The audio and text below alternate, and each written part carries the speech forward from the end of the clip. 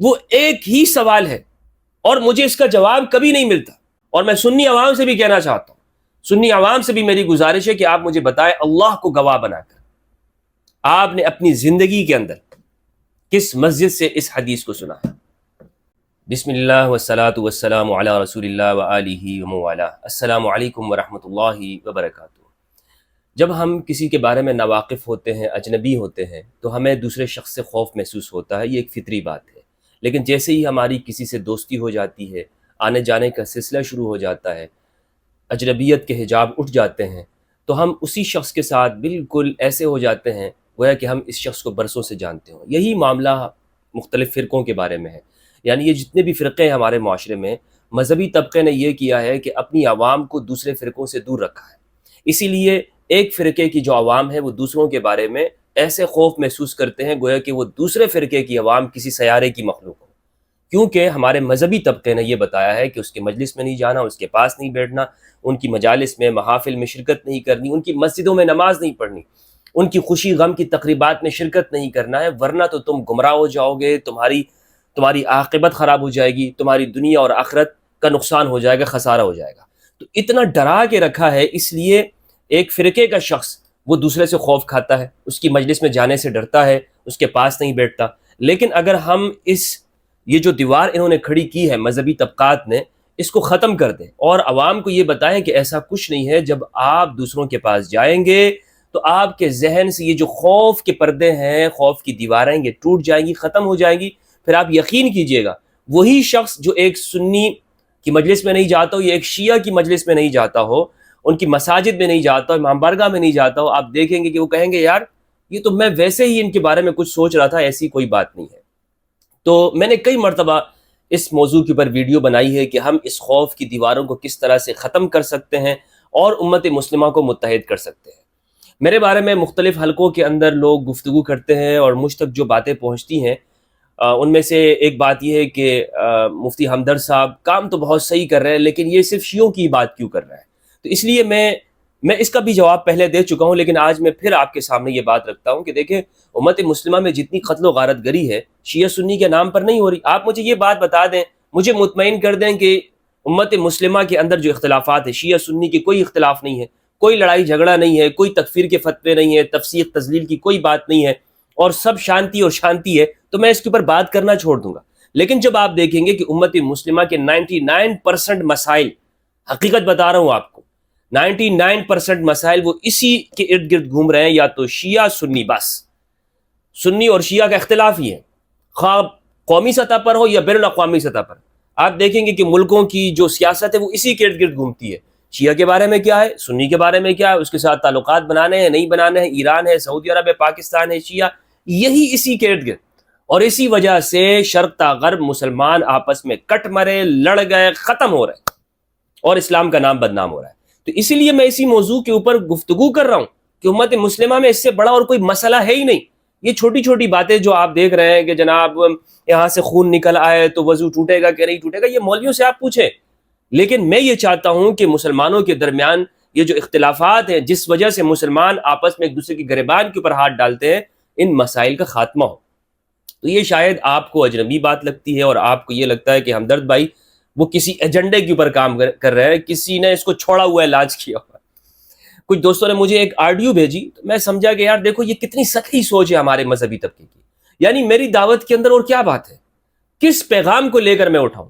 اسی بات کو کہ مسلمانوں کے اندر یہ فرقہ واریت کی بنیاد پر تکفیر نہ ہو، اور ہم قرآن اور اہل بیت سے استمساک کریں، یعنی قرآن اور اہل بیت کو ہم سمجھیں، کیونکہ نبی صلی اللہ علیہ وآلہ وسلم کی یہ وصیت ہے کہ میں تم میں دو چیزیں چھوڑ کے جا رہا ہوں، قرآن اور اہل بیت۔ یہ پوری بنیادی بات ہے، ورنہ تو میں کسی فرقے کے خلاف نہیں ہوں، کسی فرقے کو منہدم نہیں کرنا چاہتا ہوں، دیوبندی، بریلوی، اہل حدیث، شیعہ، کسی سے اسلام کو کوئی خطرہ نہیں ہے۔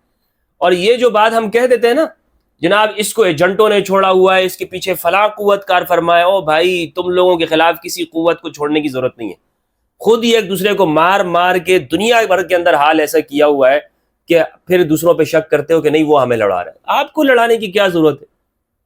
ہر بندہ دوسرے سے لڑ رہا ہے، دوسرے کو کافر کہہ رہا ہے، تو آپ کو کسی سے کیا خوف ہونا چاہیے؟ اپنے آپ سے خوف رکھنا چاہیے۔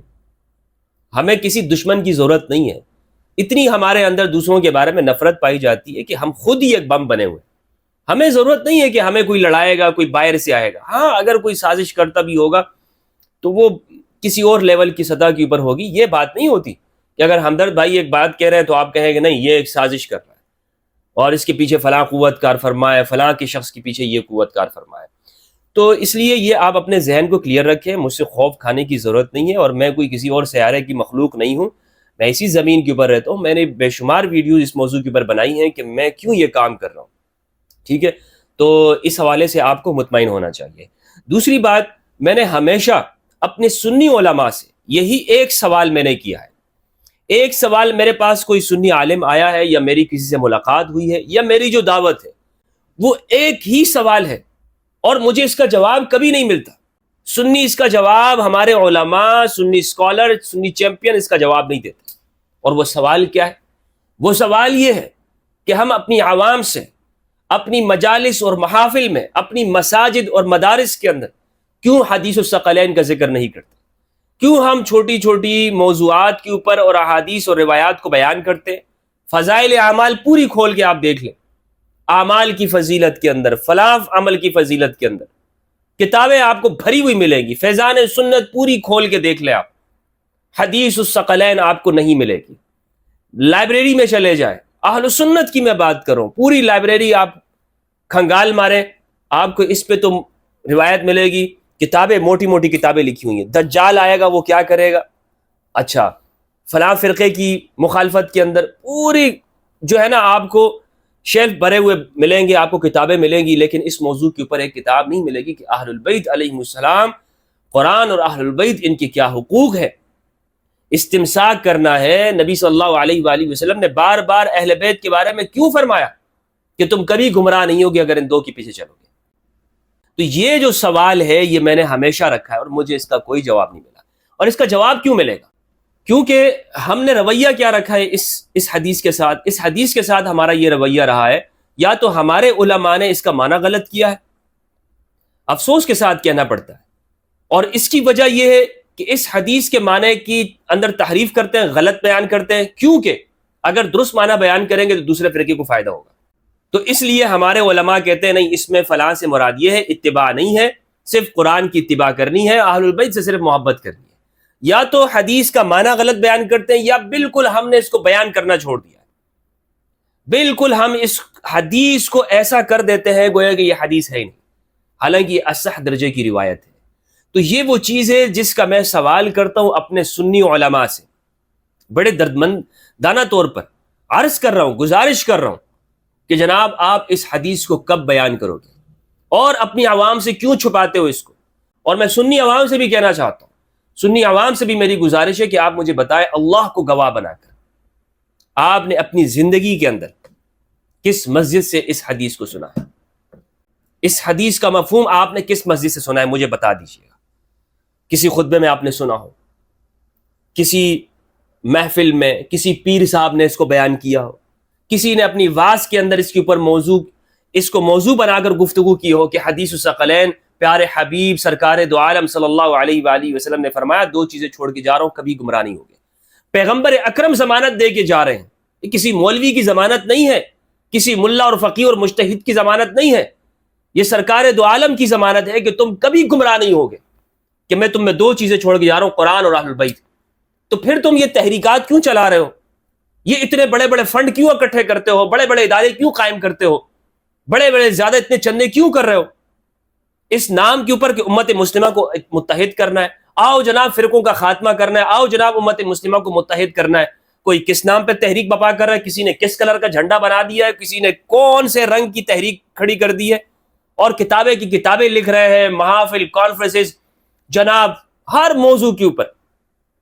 لیکن پیغمبر کا دیا ہوا حل آج تک اس جانب نہیں آ رہے. کیوں؟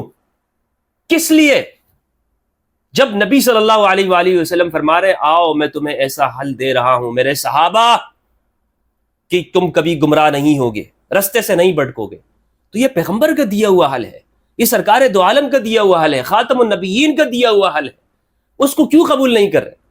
یہ تو اتنی آسان بات تھی, یقین جانی واللہ باللہ اتنی آسان بات تھی کہ ہمیں کسی اور جانب جانے کی ضرورت نہیں پڑتی، ہمیں کوئی کانفرنسز، کوئی مجلس، کوئی پارٹی، کوئی تحریک اٹھانے کی، بپا کرنے کی ضرورت ہی نہیں تھی۔ جب میرے نبی نے، میرے اللہ کے حبیب نے اس کا حل دے دیا، اپنی امت کو بتا دیا، میری امت تم ان دو چیزوں کے پیچھے چلو، بس بات ختم ہے، تمہارے سارے مسائل کا حل تمہیں دے رہا ہوں۔ اگر تم کہتے ہو کہ نبی نے یہ حل نہیں دیا ہے اس امت کو گمراہیوں سے نکلنے کا، تو اس کا مطلب ہے الیاذ باللہ پیغمبر کی دعوت مکمل نہیں ہوئی۔ نبی نے ہر جگہ پر حل دیا ہے، رسول اللہ صلی اللہ علیہ وآلہ وسلم نے حل دیا ہے مسائل سے نکلنے کا میرے بھائیوں، کہ یہ تم کبھی گمراہ نہیں ہوگے۔ تو یہ میرا سوال ہے، اس سوال کو میں آپ کی خدمت میں پیش کر رہا ہوں۔ اگر آپ سمجھتے ہو کہ اس کے پیچھے امریکہ کی سازش ہے، ایران کی سازش ہے، کہیں کا کچھ ہے، تو تم مانو پھر اس چیز کو، یہ تم پھر اسی طرح مانتے رہو۔ میں نے اور کون سی ایسی بات کر دی ہے؟ کس مسئلے کے اندر؟ کئی دوست احباب کہتے ہیں مفتی صاحب دیکھیں آپ نے ایسی گفتگو کر لیتے ہیں آپ، اور آپ کے اوپر یہ اعتراض یہ اعتراض ہے۔ میں نے کہا ایک وجہ مجھے بتا دو، یقین کرو ایک وجہ کہ سنیت سے نکلنے کی، اہل السنت والجماعت سے، تو میں اپنی شکست تسلیم کرنے کو تیار ہوں۔ یعنی اگر میں نے یہ کہا ہو، کسی کی توہین کی ہو، کسی کے لیے کم درجے کے الفاظ استعمال کیے، میں تو فرقوں کی مخالفت نہیں کر رہا ہوں بھائی، میں تو آپ لوگوں کی یہ نہیں کہتا ہوں کہ یہ فرقہ گمراہ ہے، یہ اس فرقے کو ختم ہو جانا چاہیے، اس کی بات ہی نہیں کی ہے میں نے آج تک۔ میں تو واحد بات کر رہا ہوں کہ شیعہ سنی اختلافات سے باہر نکلو اور نبی کی وصیت کے اوپر آ جاؤ۔ کیا یہ غلط بات ہے؟ کیا پیغمبر کی وصیت کی طرف جانا یہ کوئی غلط بات ہے؟ دوبارہ سے قرآن و حدیث کی طرف جانا، رسول اللہ کی وصیت کی طرف جانا، یہ کوئی نقصان کی بات ہے؟ خسارے کی بات ہے؟ خدا کے بندو، آپس میں گفتگو کرتے ہو، واٹس ایپ کے اوپر چیٹ چاٹ کرتے ہو اور بات کرتے ہو کہ جناب ہمدرد یہ کسی کا لانچ کیا ہوا ہے وغیرہ وغیرہ، یہ کس طرح کی بات ہے؟ یہ کیا بات ہے؟ یہ کوئی عقل میں آنے والی بات ہے؟ اگر میں یہ کہتا ہوں کہ لوگ شیعہ ہو رہے ہیں اور آپ اگر شیعت سے بچانا چاہتے ہو آپ حدیث ثقلین کا بیان کرو، تو یہ غلط ہے؟ آپ نے کبھی کی ہے؟ اور بھائی میں نے اپنی زندگی کے اندر اہل سنت میں زندگی گزار رہا ہوں نا، مجھے میری اس بات کو آپ جھٹلا کے دکھا دو کہ میں نے یہ جو بات کی ہے کہ ہمارے نہ مساجد و مدارس میں اس کو بیان کیا جاتا ہے، کوئی ایک شخص کھڑا ہو جائے وہ کہتا ہو نہیں میں نے اپنی زندگی میں سنی اس کو، میں شکست تسلیم کر لوں گا۔ میں تو واقعیت کی بات کروں نا، گراؤنڈ ریئلٹی کی بات کروں۔ میں یہ نہیں کہہ رہا ہوں کہ کوئی مفروضہ یا کوئی فلسفہ اس طرح ہو 2 + 2 4 یا وغیرہ وغیرہ، کوئی فلسفیانہ گفتگو ہی نہیں ہے ہماری، کوئی کسی طرح کی کوئی ایجنڈا ہی نہیں۔ واحد بات، آپ اپنی زندگی کو سامنے رکھیں، اپنی زندگی کو گواہ بناؤ بھائی، اپنی 24 گھنٹے کی جو زندگی ہے اس کو گواہ بنا کے مجھے اللہ کے سامنے آپ نے جواب دینا ہے۔ مخلوق کو راضی نہیں کرنا ہے، اللہ اور اس کے رسول کو راضی کرنا ہے۔ تو جب اللہ اور اس کے رسول کو راضی کرنا ہے تو پھر آپ جھوٹ کیسے بولو گے؟ نہیں مولوی صاحب ہمیں تو یہ حدیث بیان کی گئی۔ اچھا اگر آپ کو یہ حدیث بیان کی گئی ہے تو پھر فرقے کیوں ہیں؟ پھر اختلافات کیوں ہیں؟ پھر آپس میں لڑ کیوں رہے ہو؟ پھر تم یہ طرح طرح کے نام کے اوپر پارٹیاں کیوں بنائی ہوئی ہیں؟ جب پیغمبر نے یہ ارشاد فرما دیا قرآن اور اہل البیت، تو تم نے جماعتوں کے نام الگ الگ کیوں رکھے ہوئے؟ ہر بندے نے اپنی اپنی پہچان رکھی ہوئی ہے۔ رسول اللہ صلی اللہ علیہ وآلہ وسلم کا دیا ہوا حل یہی ہے، قرآن اور اہل البیت، اور کوئی نہیں ہے، اور کوئی حل نہیں ہے۔ اسی لیے یہی میری دعوت ہے، اس کو آپ کچھ بھی سمجھتے ہو، رفض سمجھیں، تشیع سمجھیں، گمراہی آپ سمجھتے رہیں، میرا اس سے مجھے اللہ اور اس کے رسول کو جواب دینا ہے۔ میں اقرار کرتا ہوں اپنے نبی کی بارگاہ میں گواہ بنا کر، یا رسول اللہ، یا حبیب اللہ، میں آپ کو گواہ بنا کے، میں اللہ کے رسول کی بارگاہ میں کھڑے ہو کر میں اس بات کا اقرار کرتا ہوں، یا رسول اللہ میں علی کو مولا مانتا ہوں، میں حدیث الثقلین کا اقرار کرتا ہوں، اور میں اپنی زندگی میں کوشش کروں گا یا رسول اللہ میں فرقوں سے نکل کر، یا رسول اللہ میں اس وصیت کے اوپر عمل کروں، میں اپنی زندگی کو قرآن کے مطابق زندگی بناؤں، میں اپنی زندگی کو اہل البیت کے پیچھے چلاؤں، اگرچہ مجھے کتنا ہی دنیا میں نقصان ہوتا ہو، یا رسول اللہ میں آپ کو گواہ بناتا ہوں۔ یہ میری گواہی کا اقرار ہے۔ اب آپ اس کو چاہے کچھ بھی سمجھیں، آپ سمجھتے رہیں، میں نے اپنی گواہی اللہ کے رسول کی بارگاہ میں پیش کر دی ہے۔ السلام علیکم ورحمۃ اللہ وبرکاتہ۔